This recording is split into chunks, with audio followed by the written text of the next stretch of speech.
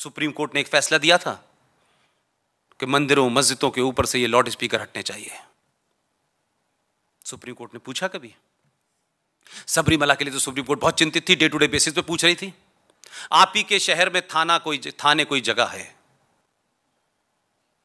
उसी थाने के अंदर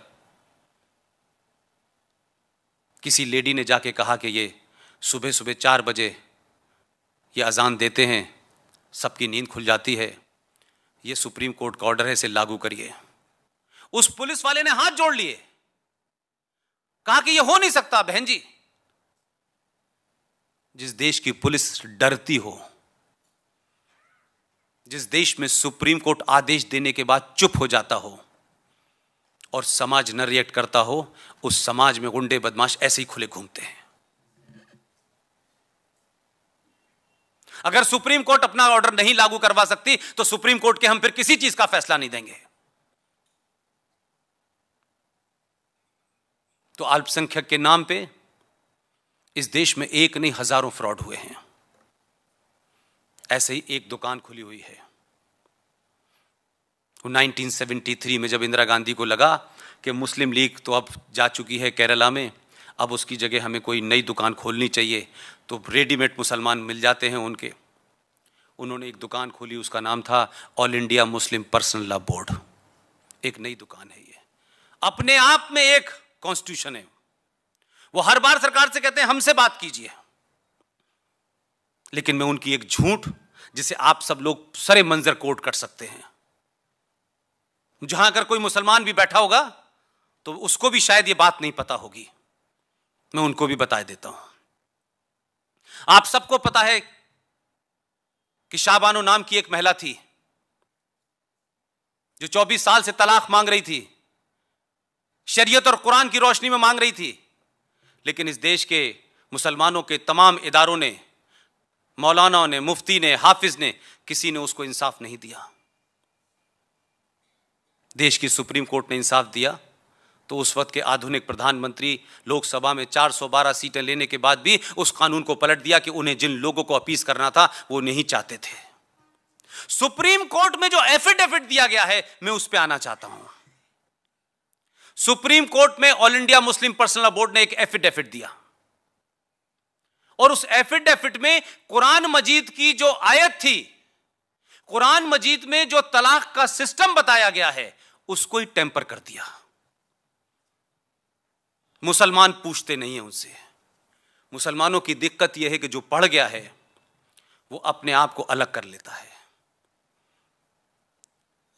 और दूसरे लोग छोटे भाई का पजामा, बड़े भाई का कुर्ता पहने हुए पूरे देश में जाने क्या क्या बनाते घूम रहे हैं।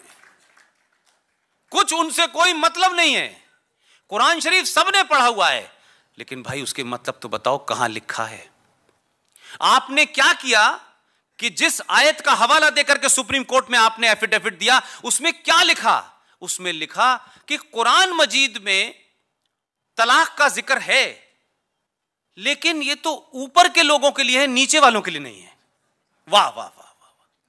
ये झूठ all India Muslim personal law board में बोला।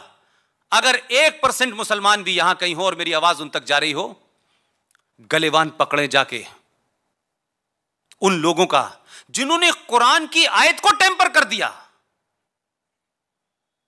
आप तो कहते हैं 1400 साल पहले जो किताब आई थी उसमें जेर जबर नुक्ता नहीं बदला जा सकता। हम तो बदलते ही नहीं, हमारा तो कोई लेना देना ही नहीं उससे।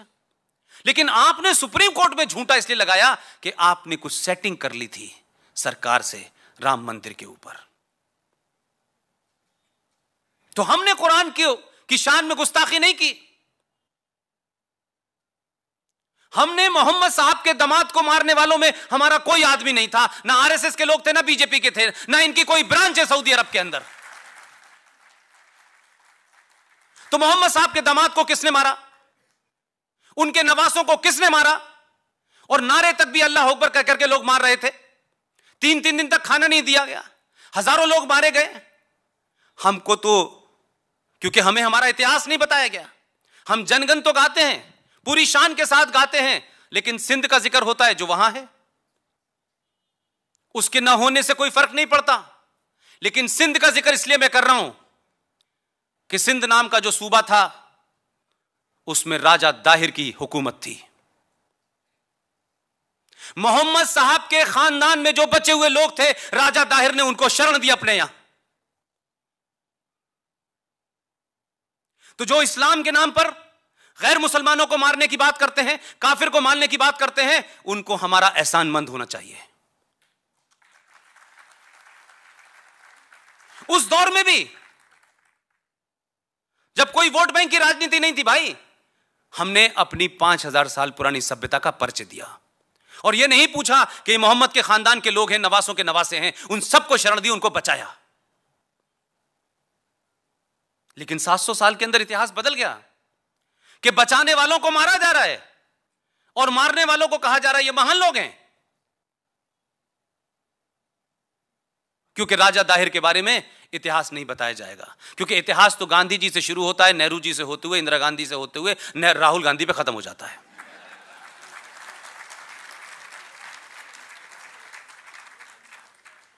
हम अपने इतिहास से हमेशा शर्मसार होते रहें, हमारे अंदर एक एहसास कमतरी का शिकार होते रहें, हम इन्फिनिटी कॉम्प्लेक्स के शिकार रहें, इसलिए आपके देश में यह बताया नहीं जाता